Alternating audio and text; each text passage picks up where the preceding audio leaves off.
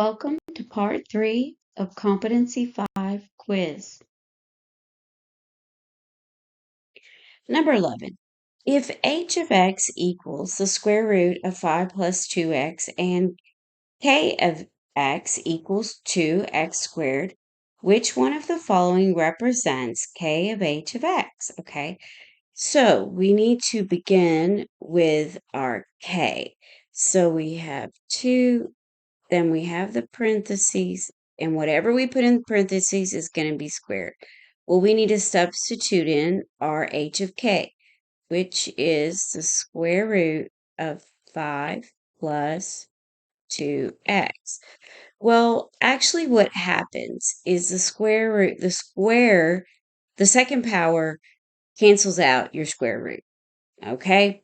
So now we have 5 plus 2x, which gives us 10 plus 4x, and that's option B. Now, you can tell that they made a mistake with the 2. That should be 2 times 2, the distribution, okay? And if we look at C and D, we can tell that they did it backwards, okay? And obviously, if you start out correctly, you can quickly see that that would not be the case.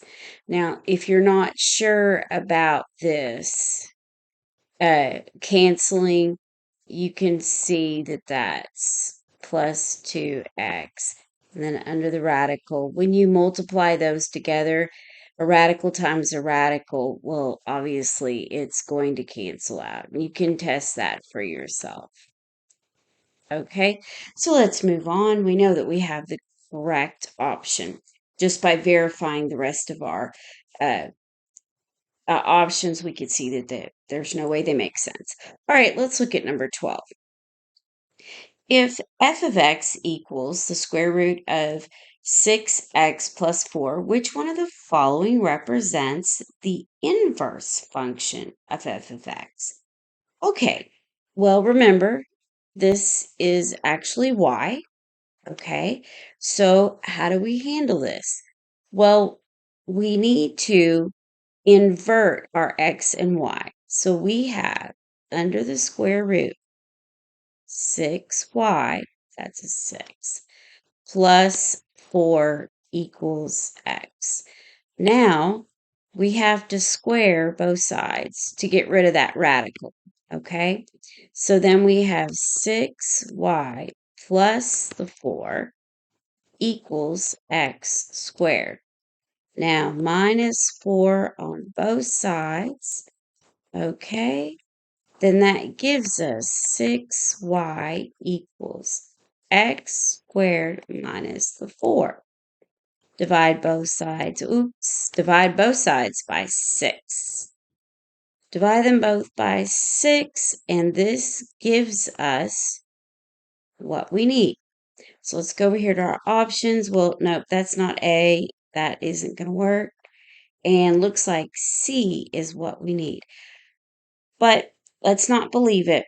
Let's put all this in the calculator, draw our inverse, and then see if our option traces over the inverse to see if it's correct. Okay, so let's do this by putting y equals, arrow over. Now, remember, we want the given. So that's second x squared. So we have 6x plus the 4.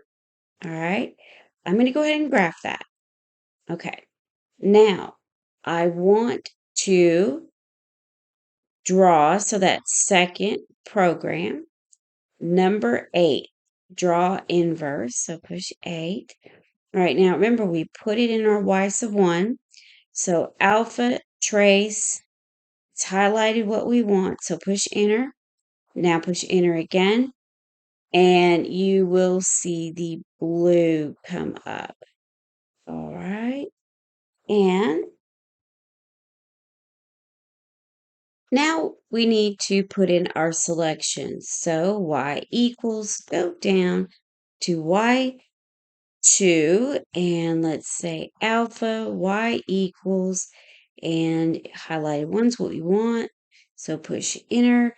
So x squared minus 4 populates the numerator, arrow down to the denominator, and we just need 6. Now let's push graph again. And there it goes. It traced right over the blue. Notice that you see the full quadratic. That is going to happen regardless. So that doesn't mean that you're incorrect. As long as it traces over where it drew the inverse, you are solid. So it's okay. Your answer is correct. Okay, so C is our option. All right, let's go to the next one. Number 13. If g of x equals 5 minus x over 8, which one of the following represents the inverse of g of x? Okay, well, let's go ahead and replace or invert our x and y. So as you know, that is our y. So when we invert, we have x equals 5 minus y over 8. Okay, so let's multiply both sides by that 8, and those cancel out. So now we have 8x equals 5 minus that y. All right, couple ways we could probably handle this, but let's go ahead and we're kind of like going to just flip that x and y. So really what we're doing is we're going to add y to both sides. Okay, so plus y. And let me rewrite that. Simplify all this out. Y plus 8x equals the 5. Okay, but now we need the 8x over. So minus 8x minus 8x, that becomes that 0 pair. So really, this is what we have. All right. So notice I just put the y over there. So regardless, we can see that we need option C. But doesn't matter. We still need to put this in our calculator and double check. Okay, so we did the y equals, clear it out, and alpha y equals, 1's what we want. So now we're going to put in 5 minus the x, arrow down, push 8. Okay, that's in, but we do need to clear this all out, okay? So graph that. Great. Now we need to draw that. Let me double check we did that right. Yes. Okay. Now we need to draw it. That second program, remember the blue draws above it, number 8. Okay. And we put in what we needed in alpha. Let's do alpha trace y1. Okay. Our given is in y1. Push enter again. And then you see that blue line going up. And if you're curious, you can't change the color of the blue line. It's blue on my calculator and it's blue here. I'm still looking into seeing if there's some way I can get that changed. But as of yet, I would have to say no. Looks like that's just what's programmed in the calculator. Okay, but what we need is to see if our line goes over it. So we need to make sure that our line is a brighter color. Okay, so let's go back to y equals, and okay, we've got green. Green's good. Okay, so we have 5 minus 8x. All right, now let's graph and see what happens. And it goes straight over it, clear as can be, so we know that C is the correct option. Okay, number 14. The point -7, 4 lies on the graph of f of x. Which one of the following points must lie on the graph of the inverse of f of x? Okay, that's kind of like a question about, do you know your basics?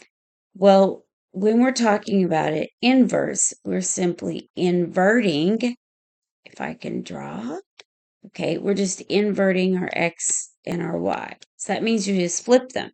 So we need 4, negative 7 is our ordered pair, and that would be D, okay?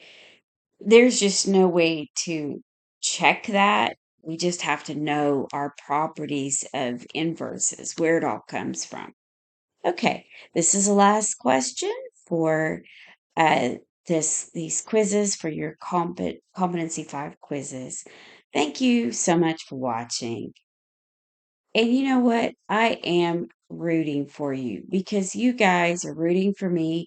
You've liked us, shared us, and subscribed. So since you're being so supportive, I'm going to have to say I'm rooting for you. I hope you do well on all your tests. Happy testing, everybody.